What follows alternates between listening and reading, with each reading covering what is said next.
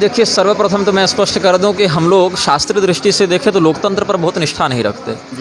कारण है, लोकतंत्र का जो वास्तविक स्वरूप होना चाहिए वो महाभारत में वर्णित है। राजधर्म पर्व के अंतर्गत भीष्म पितामह ने महाराज युधिष्ठिर को गणतांत्रिक राष्ट्र की कैसी व्यवस्था होनी चाहिए इसका उपदेश किया है। 2 अध्याय में बढ़िया से समझाया है। लेकिन वर्तमान में जो लोकतंत्र की संरचना है इसको भ्रष्टतंत्र कहना ज़्यादा उचित होगा। एक ही नेता अलग अलग पार्टियों में घूमता रहता है। जिन कानूनों का विरोध विपक्ष करता है, सत्ता में आने के बाद वो उन्हीं कानूनों को लागू भी कर देता है। तो हमारे लिए इन घटनाओं को हम एक चुनावी जुमला मात्र समझते हैं। देखिए, मैं किसी पार्टी का न समर्थक हूँ न विरोधी हूँ, क्योंकि पूरे लोकतंत्र की सत्ता से ही, लोकतंत्र की व्यवस्था से ही मेरा कोई श्रद्धेय भाव नहीं है। जिस अंश में जो राजनेता अच्छा कार्य करेगा प्रजाहित में, उस अंश में तो उसके कृत्य का समर्थन किया जा सकता है, लेकिन वह भी पूर्णतया शास्त्रीय है कि नहीं है इसकी समीक्षा आवश्यक है।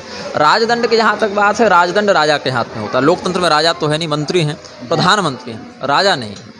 अब राजदंड प्रतीकात्मक रूप से अब 2024 के चुनाव को लेकर कर रहे हैं, क्या कर रहे हैं वो तो आंतरिक विषय उनका होगा। धर्मपीठ पर बैठकर हम उसके आंतरिक विषय को जब तक पूर्णतया न जाने हम कुछ नहीं कर सकते। लेकिन राजदंड क्षत्रिय राजा के द्वारा धारण किया जाने वाला एक ऐसा प्रतीक है जो प्रजा को न्याय सुनिश्चित कराता है और जो उसके पुरोहितों के द्वारा, गुरुजनों के द्वारा दिया जाता है। एक सामान्य परिभाषा में समझना चाहिए।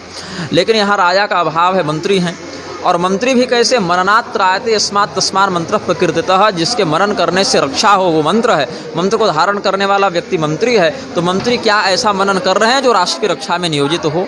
अगर कर रहे हैं तो ठीक है, लेकिन दुर्भाग्य से मुझे ऐसा देखने को अभी नहीं मिल रहा है।